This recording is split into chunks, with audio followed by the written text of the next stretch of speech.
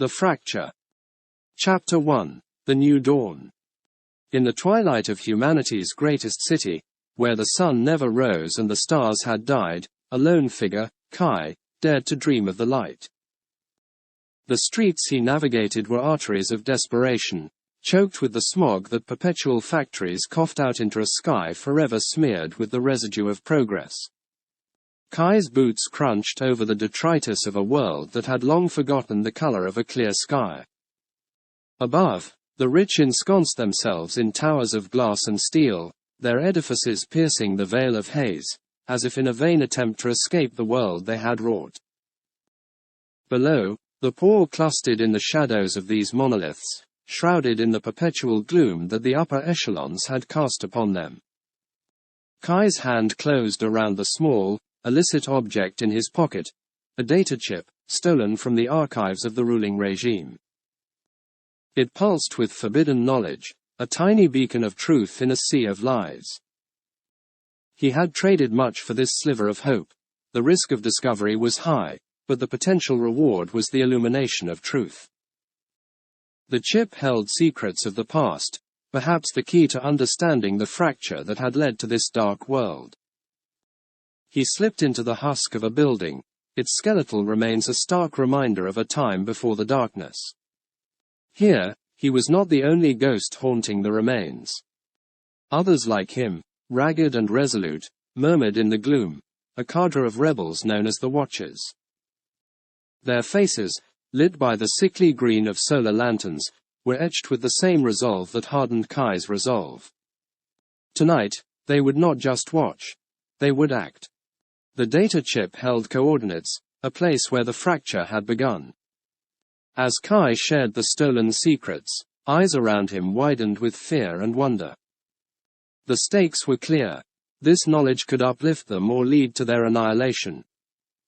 Yet in the hearts of the Watchers, the flame of rebellion was kindled, casting a defiant glow against the walls of their dark world. Kai knew the path would be fraught with peril, but the weight of the chip in his hand was a siren call to a future they had only dared to whisper about. And in those whispers, there was a name, one that promised a return of the stars, a healing of the fracture, a name that Kai now carried in his chest like a talisman against the night, Astra. As the meeting dispersed, Kai lingered, his gaze trailing over the map that sprawled across the table. The red dot that marked their destination pulsed like a heart, the heart of the mystery they sought to unravel. With a breath that tasted of dust and determination, Kai stepped from the ruins and back into the embrace of the city that never woke, carrying within him the fragile hope of a new dawn. Chapter 2. The Watchers. The Watchers convened in the skeleton of an old library, a place where once the collected knowledge of the world was freely available, but now served as the heart of a quiet insurrection. Here, amidst the decay of books and ideals, Kai joined his fellow rebels. They were a motley crew bound by a shared purpose, to pierce the veil of deceit the regime had draped over the history of the fracture. Mara, with eyes as sharp as the data blades she wielded, nodded to Kai as he approached the central table. The holographic display flickered to life at her touch, casting ghostly light on the faces gathered around. On it, patterns of data streamed, the lifeblood of their rebellion. The archives are incomplete, Mara began, her voice a hushed force. What we have here contradicts the official records. The fracture wasn't an act of nature. It was man-made, a consequence of a device. Murmurs of disbelief and anger stirred among the Watchers. Kai's heart hammered against his ribs, a syncopated rhythm with the pulsing data on the screen. The regime's tale of hubris and doom, a grizzled Watcher named Tom interjected, is just a cover. They did this. But why? He looked around, seeking the piece of the puzzle that eluded them. Lena, the youngest among them, her expression solemn, spoke up, "If we can find the device, maybe we can find a way to reverse it. To heal the fracture." Kai watched the hope kindle in her eyes, a dangerous spark in the tinderbox of their reality. He shared the data chip's information, revealing the coordinates it held. "This may be the site of the device, the origin of the fracture," he said, steeling himself against the wave of consequences that could follow. The room fell silent, the weight of the revelation anchoring them to the spot. The decision was unspoken yet unanimous. They would seek this place out, unearth the truth buried by the regime, a truth that could be salvation or damnation. Preparations began in earnest. Maps were scrutinized, routes planned, contingencies debated. Each member took on a task, a cog in the machinery of their revolt. Kai was to lead the expedition, his expertise in navigating the city's treacherous underbelly invaluable. Mara would hack into the regime's surveillance, providing a veil of digital shadows to cover their movement. Tom was to secure the necessary provisions, while Lena, the idealist, would document their findings, a testament for the future, should they fail. "The regime has eyes everywhere," Mara warned, her fingers dancing across the holographic interface. "We'll need to move under the cover of the false night. In this city, the false night was the hour when the factory's smog production slowed, a brief respite in the eternal gloom." Kai's resolve solidified. The quest for truth was no longer a whispered legend. It was a path laid out before them, treacherous and winding, leading to an uncertain dawn. But for a chance to restore the stars, to reclaim a sky they'd only seen in dreams, the risk was worth it. The meeting adjourned with the silent affirmation of their shared conviction. The watchers dispersed, shadows slipping away into the greater darkness of the city, their movements as quiet as the hope that refused to die in their hearts. Kai remained a moment longer, his gaze fixed on the now darkened holographic display. The fracture was a wound on the world's soul, a scar that ran deeper than they had imagined. But wounds could heal, scars could fade. With the data chip's knowledge now a part of their arsenal, the Watchers were no longer just keepers of secrets, they were potential saviors of a world that had been broken. With a last glance at the derelict library, a citadel of their clandestine war, Kai stepped out into the murky night. The air outside was cool, the oppressive smog parting ever so slightly as if in deference to the task at hand. Kai pulled his collar up against the chill and moved into the darkness, where the first faint whispers of rebellion were beginning to stir. Chapter 3: The Revelation. Under the cloak of false night, when the smog thinned to a mere murk, Kai moved with purpose through the city's veiled underbelly. The data chip's coordinates led him to the regime's facility, a fortress of secrets, standing aloof amidst the city's decay. The air here was different, tinged with a sterility that betrayed its artificiality. The facility, a monolith of black glass and steel, reflected nothing and revealed less. Kai's breath left ghostly trails in the air as he approached the perimeter, the pulsing in his pocket a constant reminder of the stakes. Mara's digital sorcery had opened a pathway for him, a temporary blind spot in the facility's otherwise impenetrable surveillance. Kai slipped through the security field, a ghost haunting the edges of technology's watchful eyes. Inside, the silence was a solid entity, the quiet so profound it buzzed in Kai's ears. Corridors stretched away, bathed in a cold, blue light that hummed at the edge of hearing. The place was a labyrinth designed to disorient and intimidate, but Kai's purpose was a beacon calling him deeper into the heart of the complex. He came upon the chamber unmarked by signage, its entrance an anomaly among the sterile uniformity. The door yielded to the override codes stolen along with the data chip, granting Kai access to the room that should not exist. The chamber was vast, its walls lined with machinery that whispered of otherworldly power. And there, at its center, stood the device, the architect of the fracture. It was an orb, suspended in a cage of energy fields and pulsing with a light that seemed to consume the very space around it. Kai approached, his hand outstretched, his skin prickling with the charge in the air. This was the heart of the catastrophe, the regime's failed vision cast in metal and unfathomable technology. The orb pulsed faster as he neared, reacting to his presence. Screens flared to life, displaying fragmented data, equations that hinted at realities intersecting and timelines colliding. Kai's mind reeled with the implications. The fracture was not merely a disaster. It was a remaking of the world, a reset that had spiraled out of control.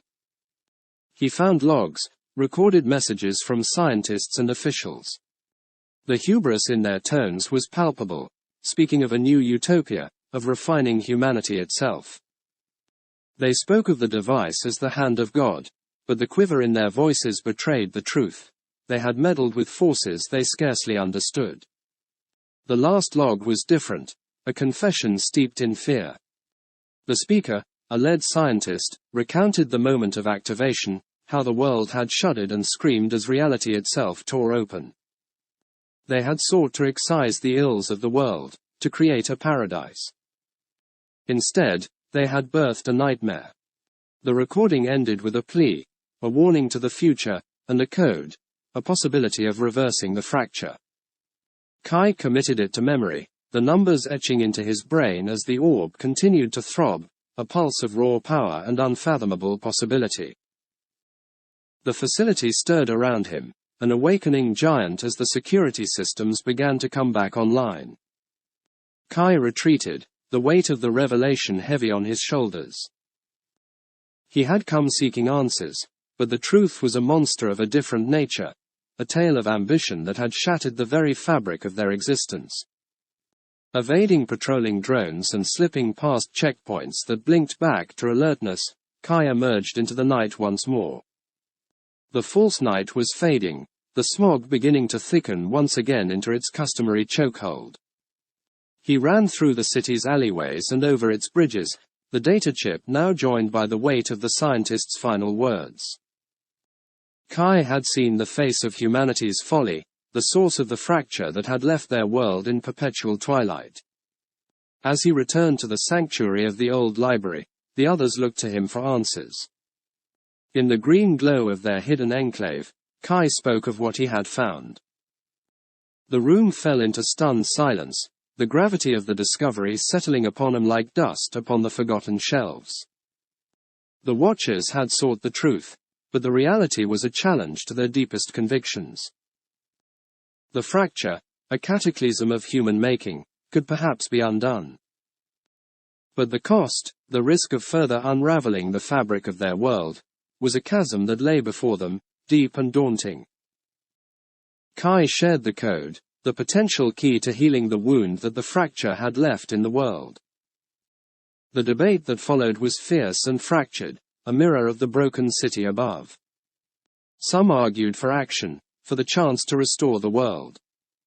Others feared the consequences, the possibility of a second fracture that would leave no hope of recovery. But within Kai, the decision was clear. He had seen the darkness that lay at the heart of their world, the darkness that had come from the brightest of intentions. The light of truth was harsh, but it was the only beacon they had in the gloom of their existence. The Watchers, bound by the oath of their name, eventually came to a consensus. They would pursue the chance of restoration, of bringing dawn to their new night. The risks were monumental, but so too were the rewards, the return of a sky full of stars, the healing of a world torn asunder. Kai looked upon his companions, their faces set with a determination that matched the pounding in his chest. Together, they would face the uncertainty of the fracture's legacy. Together, they would seek to mend the broken day. Chapter 4, The Broadcast. In the veiled corners of the city where the forgotten structures of the old world cast long shadows, the Watchers assembled their tools of truth. Amidst a tangle of wires and screens, they prepared to pierce the silence that had smothered the city for far too long. Hope was the undercurrent of the hour, mingling with the electric hum of anticipation. This broadcast would be the spark to ignite the flames of revolution. Kai's hands were steady as he connected the last of the cables. Mara's fingers flew over her keyboard, a digital maestro orchestrating a symphony of subversion. The codes she input would hijack the regime's own communication channels, allowing their message of truth to flood into every home, every screen, every mind. "The frequencies are ours," Mara whispered, the green glow of her terminal painting her with the color of new growth. "It's now or never." Tom clutched a camera, its lens gazing unblinking into the soul of the room. Lena stood by, her voice to be the herald of their revelation, the narrative of the fracture about to be rewritten. Kai nodded, the weight of command on his shoulders. "Broadcast," he said, and the word was a key turning in the lock of a long-sealed door. The camera blinked alive, and Lena's words flowed, a soothing balm that was to awaken the city. She spoke of the fracture, of the lies they had been fed, a diet of fear and false dawns. She spoke of the device, of the regime's guilt, and of the hope that still flickered, fragile as flame in the dark. The message was a truth bomb, set to detonate in the heart of the city. Kai watched, his heart synchronous with the beat of their revolution. They waited for the moment when awareness would dawn in the eyes of the masses. But the regime was not blind, and its retribution was swift. The first sign of their approach was the stutter in the power supply, a flicker of lights as the facility strained against an unseen force. Mara cursed, her hands a blur, but the digital walls she had erected were crumbling. "They're here," Tom spat, his words an epitaph for their would-be victory. Boots thundered in the corridors, the metallic taste of fear filled the air, and the Watcher's sanctuary was sanctuary no longer. With ruthless efficiency, the regime's forces breached the room, their armor glinting ominously in the staccato flash of emergency lighting. Kai acted on instinct, vaulting the table and tackling Lena out of the camera's eye as the screen filled with the advancing silhouette of troopers. Mara's terminal went dark, the broadcast severed, the truth cut off by the slicing hand of authority. Laser fire seared the air, a light show of deadly intent. Tom bellowed a warning, returning fire with a blaster drawn from beneath the tangle of their now silent equipment. Kai felt the burn of adrenaline, the sharp clarity that comes with the fight. They were outnumbered but not yet broken. The Watchers, each one, knew the cost of rebellion, the price of their desperate bid for the light. And yet, they fought, a cornered animal with teeth bared against the coming night. Lena, beneath Kai, was a fury, her earlier calm transmuted into the rage of the caged. She clawed her way free, seeking a weapon, refusing to be silenced. Her voice had been stilled, but her fight was far from over. The clash was chaos incarnate. The room, once a cradle of hope, was now a crypt of defiance. Each blast and counterblast was a note in the requiem for their lost broadcast. Kai felt the sting of a graze, the heat of a near miss. The Watchers were falling, one by one dragged into the dark by the relentless tide of the regime's enforcers. Tom went down with a shout, his camera clattering to the floor, the lens cracked, a blind eye to their struggle. In a lull, a momentary pause in the onslaught, Kai's eyes met Mara's. There was a wordless exchange, a shared knowledge that they had failed, that their message had been muzzled before it could truly breathe. But in Mara's gaze, there was also a flicker of something else, defiance. She nodded to her terminal, to a light that blinked persistently. The broadcast had been cut, but perhaps their message had made it through. Perhaps somewhere, in some corner of the city, seeds of truth had found fertile ground. The door burst inward, and the final wave crashed down upon them. As he was taken into the dark, Kai held on to that thought. The hope of the broadcast was extinguished. Chapter 5, The Perspective Twist. In the aftermath of the chaos, a sterile silence settled over the command center of the regime's headquarters. The clatter of keyboards and the murmur of hushed conversations filled the space, a stark contrast to the mayhem that had unfolded in the Watcher's lair. Commander Soren, the regime's iron-fisted enforcer, stood before the council, his posture impeccable, his face an unreadable mask. "The insurrection has been quelled," he reported, his voice devoid of emotion. "The group known as the Watchers will no longer pose a threat to the order." The council, a collection of shadows shrouded in the dim light of the chamber, nodded with approval. "And the broadcast?" one member inquired, a hint of concern lacing the question. "Intercepted and contained. Only fragments reached the outer sectors, and our team's already discrediting the information as conspiracy." Soren's response was measured, calculated to reassure. The council dismissed him with a collective wave, and Soren turned on his heel, his departure as precise and controlled as everything else about him. But once outside the chamber, the commander's composure fractured.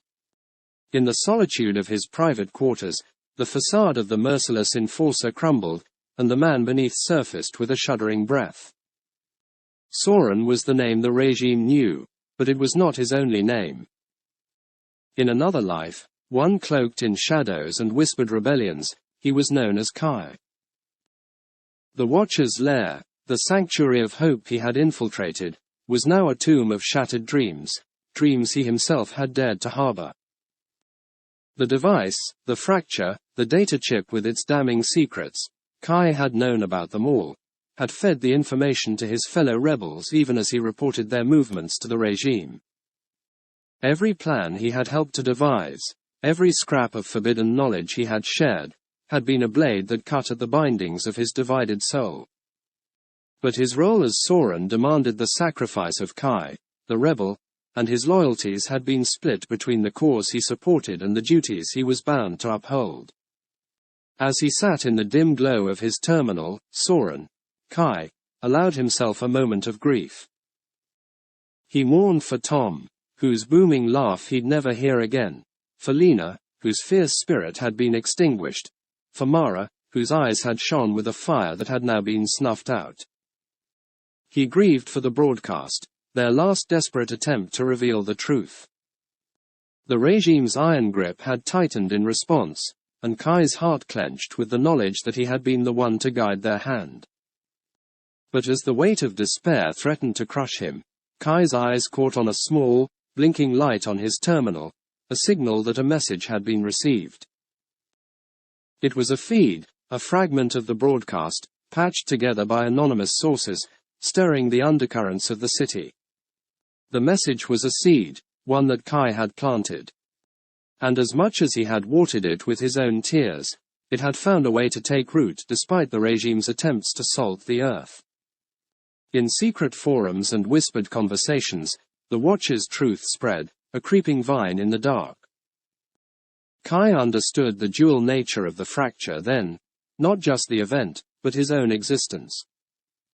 As Soren, he had been the regime's hand, cold and unyielding. But as Kai, he had sown the seeds of rebellion, nurtured them even in the face of hopelessness. The commander rose, straightening his uniform with a resolve that was both an armor and a shroud. The rebellion was not over. It lived on in the very fabric of the lie he helped to perpetuate. He returned to the command center, to his role as the enforcer, the faceless embodiment of the regime's will. Yet within him, the rebel heart still beat, a discordant rhythm against the order he enforced. In the weeks that followed, the regime tightened its control, its grip ironclad upon the city's throat. But whispers of the fracture and its truths became the lullabies of revolution, sung quietly in the night. And Commander Soren, the man who walked the line between two worlds, knew the truth of what he had done. The fracture within him mirrored the one he had fought to mend in the world outside. As he gazed out upon the city, the sky now tinged with a faint light that had not been there before, Kai allowed himself a small, wistful smile. For in the dark, he had been both the harbinger and the guardian of the dawn. Conclusion. Commander Soren, once known among the shadows as Kai, stood upon the bridge that arched over the city like the spine of some great, slumbering beast. Below, the ceaseless churn of the city's undercurrent whispered tales of a day when the heavens were alight with stars, now lost to the collective memory of the smog-drowned citizens. Here, on this precipice of steel and stone, the commander found solitude among the millions. Here, he allowed himself to be Kai, if only for a moment, to reflect on the rebellion that had pulsed with life and was now a ghostly heartbeat fading into silence. The wind carried the echo of the uprising, the cries of the watchers, the searing pain of betrayal that was his to bear. In the solace of twilight, he grappled with the part he played, the insidious dance of shadow and light he had been forced to perform. His steps had been precise, his actions calculated, but the music had been all his own, a requiem for the city he loved, a dirge for the hope he had quashed beneath the heel of order. Yet beneath the cacophony of guilt and duty, a thread of melody lingered, one that hummed with the possibility of change. The fragments of the broadcast, scattered like seeds on the wind, had found fertile soil.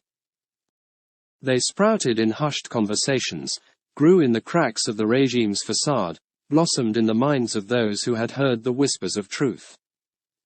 The council believed the rebellion quelled, the populace subdued, the status quo restored. But Kai understood the deeper truth. Change was not a tempest but a tide, relentless and slow, its currents shaping the future with patient hands. In the wake of the uprising, the regime's grip had tightened, yet the city pulsed with a newfound rhythm, subtle and yet undeniable. It was there in the markets, where coded language traded hands as easily as wares.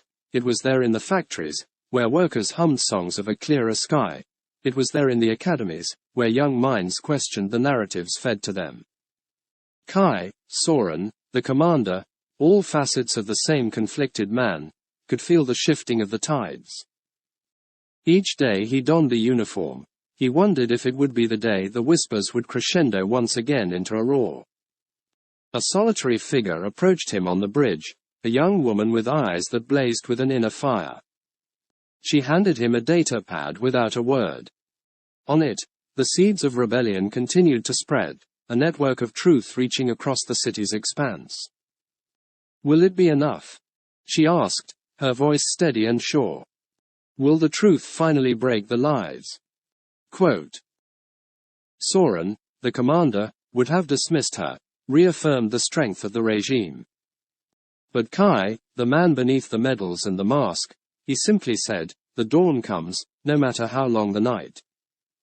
The woman nodded and walked away, her steps determined. Kai watched her go, seeing in her the echo of Lena's passion, the shadow of Mara's determination, the silhouette of Tom's courage.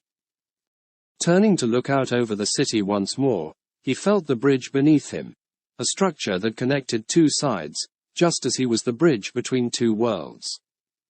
The city spread out before him, a tapestry of light and dark, of smoke and whispers, of oppression and the undying embers of hope.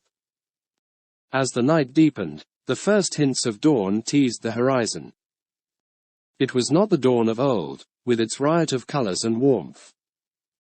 It was a dawn of subtlety, a softening of darkness, a promise whispered against the skin. Kai, or Soren, the man of many names and one divided heart, remained on the bridge as the city stirred below. He was both the harbinger of the night and the sentinel of the coming dawn. The rebellion had been his to end, but the revolution, the awakening of the city, that would be his legacy, no matter the name he bore. In the gentle embrace of the nascent light, Kai understood the rebellion had not been stifled, it had been transformed. Like the fracture itself, it was a wound from which new strength could emerge, a break in the old world where new life could take root. The sun would not rise this day, nor perhaps the next.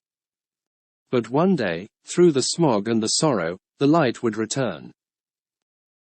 And when it did, the stars might once again be seen, not just in the dreams of the dreamers but in the sky they were destined to reclaim.